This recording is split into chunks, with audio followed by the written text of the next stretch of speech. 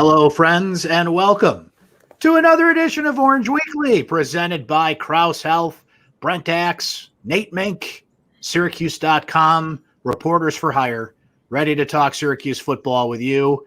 ACC play is here. The Orange go back on the road, and who's the quarterback? We think we know, but do we really know? Amongst the topics that Nate and I will discuss with you. And for those of you that are watching this live on Facebook and on YouTube, you are welcome to join the conversation. We'll highlight some of your comments on the screen as they come in. For those of you that are watching this at a later date on YouTube, we thank you for that. And just a reminder that this show is not only live Thursdays at about 1 o'clock, Nate and I pop on here, but you can find the replay on our Syracuse Orange Sports page on YouTube. So, Nate, welcome again, and the always intriguing world of Syracuse football last week. Until kickoff, we had an idea of who we thought the quarterback was going to be, and then it's not who we thought it was going to be. And the week build up to it, how they dispersed the reps at practice, and the whole process of the quarterback thing has been really interesting. So this week it is Garrett Schrader, but for how long, I guess, is the question we'll start with. Yeah, I think it really depends on how the game unfolds. You know, I really don't think Dino is going to be in the business of having a quick hook with Schrader. You know, I think he wants to, give him an opportunity to settle in and let the game settle in and see how Florida State's playing them and how Syracuse might plan to attack them or counterattack them and vis-a-vis all the way through. But, the door is certainly open that if, we get into the second half and things aren't going right for the Orange, that Dino has shown in the past that he is willing to pull the starter and make a change and go to the backup if he thinks that look will maybe bring something different to the table and help Syracuse potentially win the game. So, I think the big thing with this offense that we've seen through the first month of the season is that they are going to go as their offensive line and their ground game goes, right? I mean, that is going to be really, I think, the key to their success this season. As long as they, can get the yards in the ground game that they need to get to be able to put themselves into advantageous second and third down situations. The presence of having Schrader back there because of his ability to move and pick up yards with his legs gives you you stand a really good chance to convert a lot of those third down conversions and keep the chains moving and protect the ball and score points. And, the pass game to this point, hasn't been firing in all cylinders, but, they've been close on a couple of these shots. Mm-hmm. And this is an offense and it's, you only have to hit a few for the scoreboard to look a lot different than we saw last week or even a couple weeks back against Rutgers. I mean, you hit some of those deep balls, 2 or 3 of those deep balls turn into 10, 14, potentially 21 points. The scoreboard looks a whole lot different in that scenario. Now, you're up into the 30s, if not the 40s in that scenario. And, it's about, Dino talked about this after the game last week. It's about chances, right? And they had a chance last week with Damian Alford on the first play of the game. They had chances with Taj Harris, going back a little bit. Schrader had chances with Quealy late in the first half against Rutgers. If they clean up some of those misses, this offense is not a whole lot different than what we saw 3 years ago with Dungy leading the way. Yeah, and that's the thing, Nate. They're waiting for that breakthrough. You mentioned some of those throws that have missed, not just last week, but in the past 3 weeks. We just haven't seen Schrader throw the football. But what he also doesn't do is lose you games, right? He doesn't give you those negative plays. He keeps the chains moving. He can obviously run with the football himself. He had 2 touchdown runs a week ago, one right there from the 1 yard line. But that 10-yard run he had was pretty impressive, kind of faked the pitch, got in there, and he's hard to tackle, especially when you give him a few steps of momentum. So he's got that going for him. But if you do hit him, you're not knocking him out of the game very easily. It takes 2 or 3 guys to get him down. That's exactly right. And while DeVito can run, he certainly doesn't have that attribute to it. But we are still waiting for that passing game to break through. And I thought last week that was a great game plan for Liberty, ground and pound, 32 carries for Tucker, give Schrader the opportunity to run the ball when it was there, keep Malik Willis off the field as much as possible. He still almost burned you, and that defense came through with some big plays in the fourth quarter. So I just feel like we're going to get to the point where you said it, Nate, even just a few throws can make the difference between a 24-point game and a 34-point game or something of that nature. Now, my inclination right now is I'm still going to see Tommy DeVito make those throws. But Schrader, as you noted, has every opportunity to prove that he's the guy that can do it. We just haven't really seen it yet. Yeah. And a lot of it, I think it's the whole offense with some of that stuff. It's the receivers being on the right page. It's receivers catching the ball. I mean, they've still been bitten, frankly, by a couple drops, that Schrader has thrown the ball on the money and some guys have just flat out dropped the ball. So there's little things to clean up, but things that have been repetitive for the most part with this offense too, that it does raise the question on, are we going to see it really click? And again, it doesn't need to be, that 9 of 10 on passes from 30 or 40 yards down the field. You just got to take the chances because they will be there. If you're running the ball at the level that this team's running the ball right now, you're gonna have to demand more box defenders to play up and try to stop Tucker and slow down that ground game. So you're gonna have those opportunities down the field, and it really just comes down to taking your shot and then hitting your shot. Nate, we saw it again last week with Sean Tucker. Man, this kid is just fun to watch. Can get around the corner, can go up the gut, hits that second level, that track speed takes over. He's just the ultimate kind of power speed combo back. Second leading rusher in the nation. And you had a great piece about him today that's up on syracuse.com, folks, that you should read about Tucker. And he's just got this hyper-focused singular goal, right, to make the National Football League, which a lot of players do. But he's so focused on it. And one of those guys that, Nate, I think his even-keeled approach, Dino Babers was joking earlier this week. It's hard to make that kid laugh. In media sessions, he's not paid by the word. It's almost like he pays for each word he says, right? And his tweets have become amazing, right? Just those straightforward recaps of what his previous performance was. His teammates wait on bated breath for him, and the Syracuse fan base loves it as well, right? But now he's out there. He's second leading rusher in the country. Florida State's going to key on him. The secret is out. And Nate, I think that even-keeled approach that he takes, you don't know if he won or lost and just kind of, really kind of walks through life taking the same attitude no matter what, is going to help him deal with the added media attention, but more importantly, the added attention he's going to get from opposing defenses. It's certainly a product of his environment. He was raised primarily by his father, who's been in lockstep with him really every step of the way, since 8th grade. And even when Sean started playing football at 6 years old, and very, very meticulous in how they train and in how they map out some of their goals. It's all business, it's no showboat. It's all business.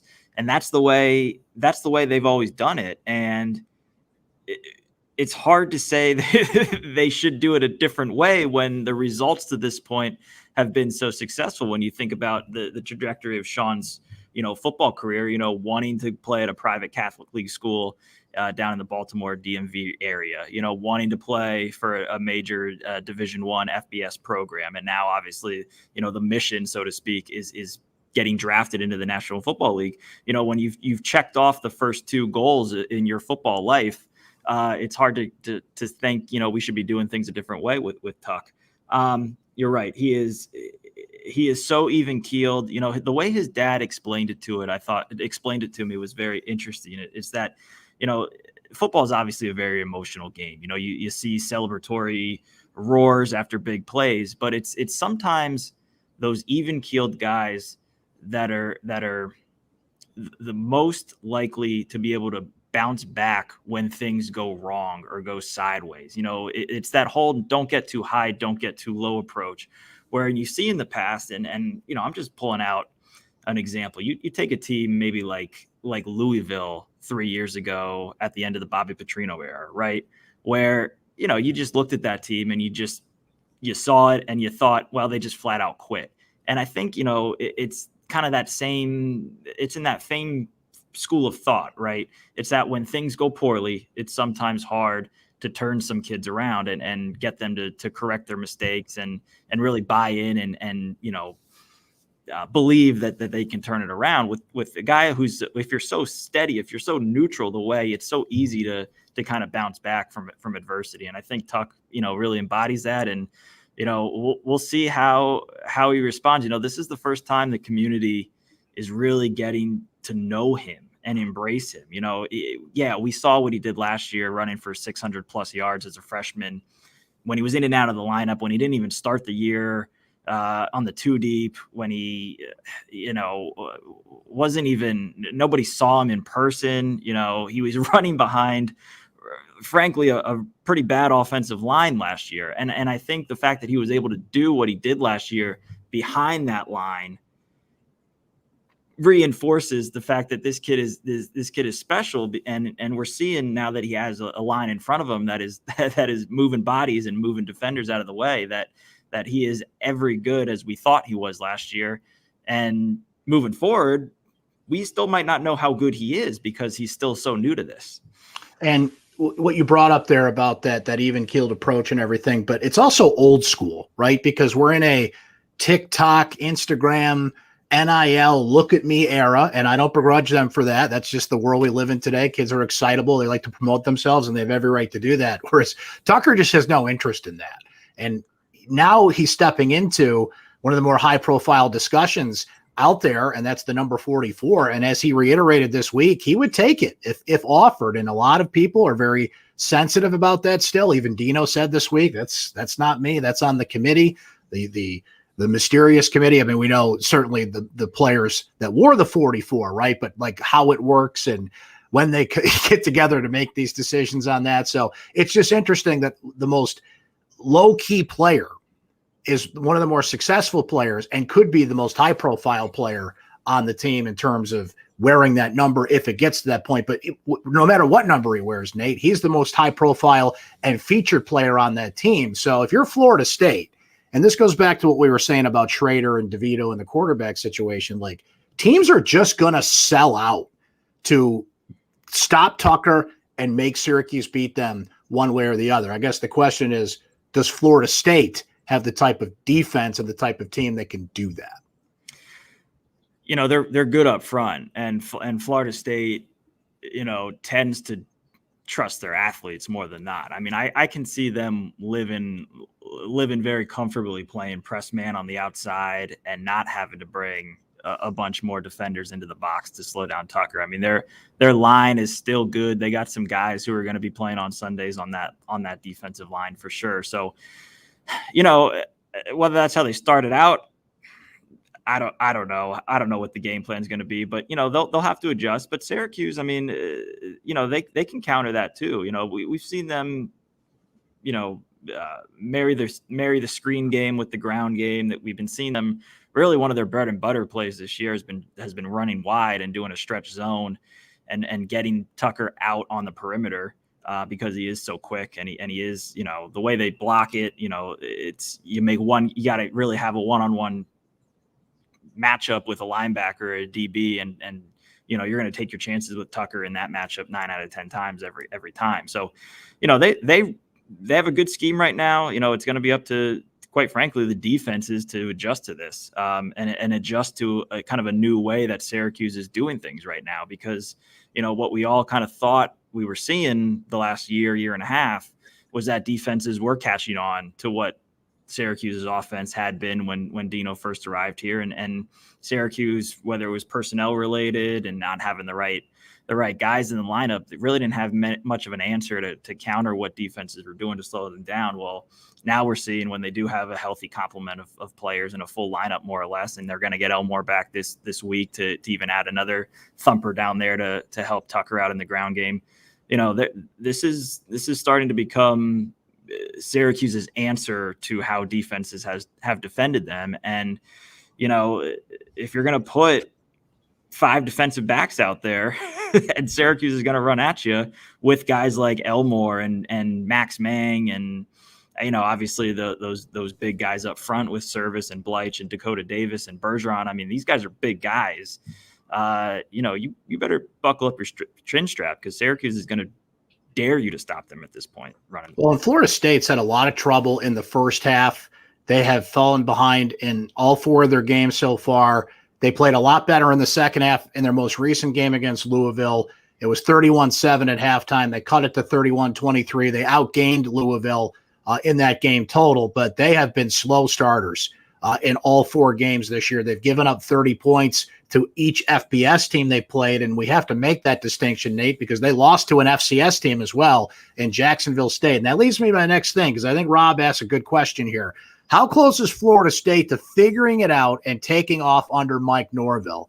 And how does Syracuse avoid this game becoming the turning point game for them? And I think that's the game, Nate. I mean, Florida State 0-5. I can barely get those words out of my mouth. I can't process that. This is a desperate football team. They look great in the second half against Louisville. They have their weaknesses. You brought up that secondary.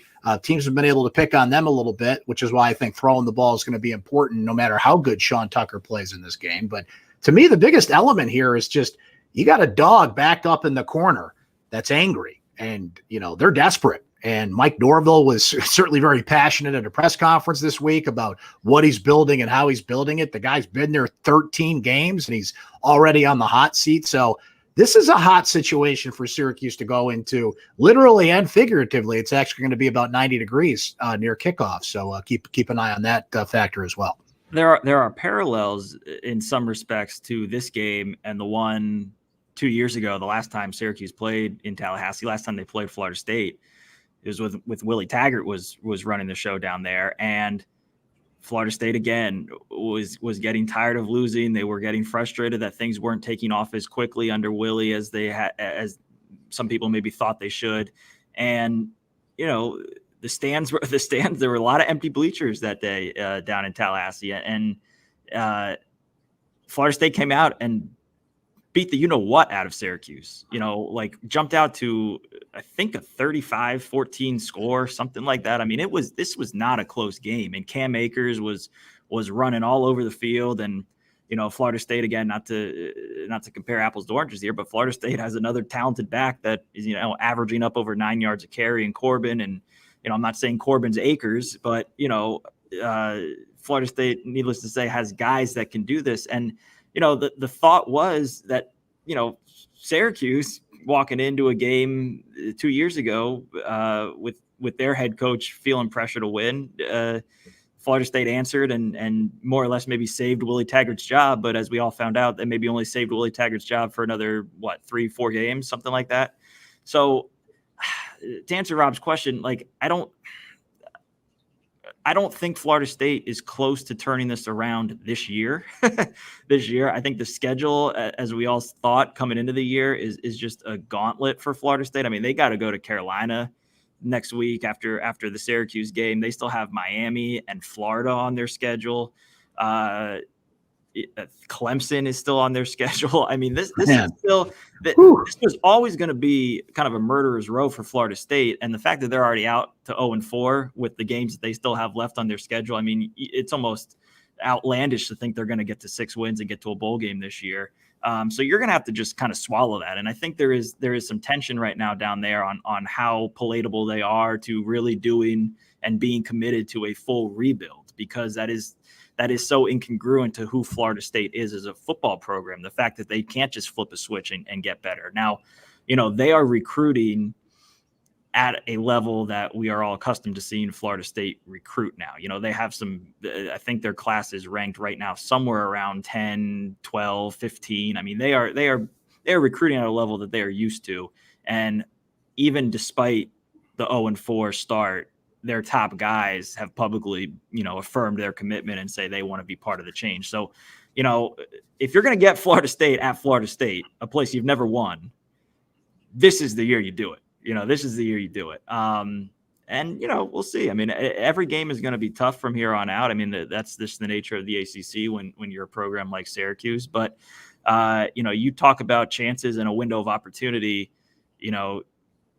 you're never going to get to Florida State. I will confidently say you're not going to Florida State very often when the Seminoles are 0-4. So better take advantage of it when you get these chances.